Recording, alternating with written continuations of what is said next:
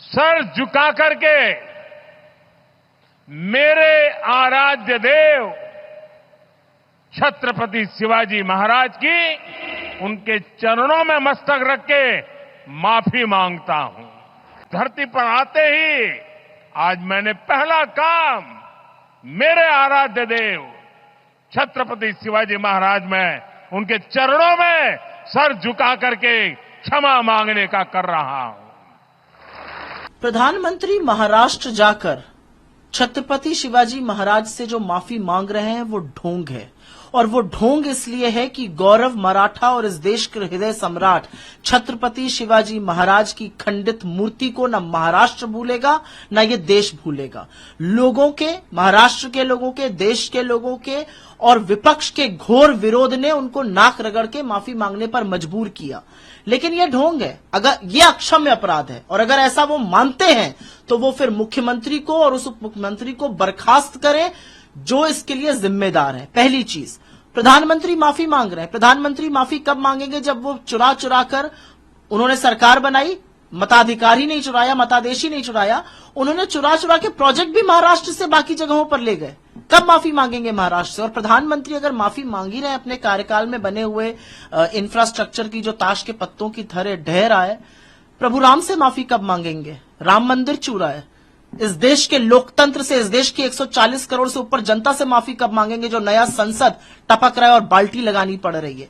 वो जो तमाम पुल और तमाम एयरपोर्ट इन्होंने इनॉग्रेट किए, जो भ्रष्टाचार की बलिवेदी पर चढ़ गए, तब माफी कब मांगेंगे? ये माफी नहीं, ये ढोंग है, और ये ढोंग किया जा रहा है वोट को ध्यान में रखकर।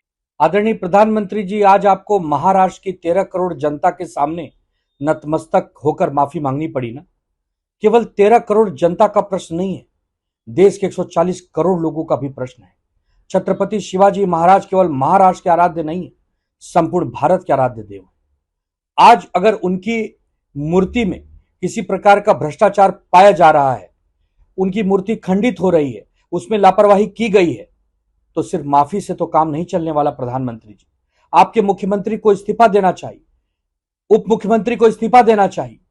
आपके जो मंत्री हैं दीपक केसरकर, उनको तो तुरंत बर्खास्त करना चाहिए, उनकी हकाल पट्टी होनी चाहिए। क्योंकि यह प्रश्न सिर्फ मूर्ति का नहीं है, यह प्रश्न हमारे सिर्फ महाराज का नहीं है, यह हमारी अस्मिता का प्रश्न है। छत्रपति शिवाजी महाराज हमारे देश की आन बान शान है। वो जरूर महाराष्ट्र में पैदा हुए, लेकिन पूरे भारत में उनका सम्मान है। हम उनको देवता समान पूजते हैं। और आज अगर आपको इस महायुति के कुकर्मों की वजह से माफी मांगनी पड़ रही है, तो आपको भी सोचना होगा कि आपने कैसे लोगों को अपने अधीन मंत्री बनाकर रखा है, कैसे लोगों को सरकार में आपने बनाए रखा है। ये आपके लिए भी सोचने लायक विषय है।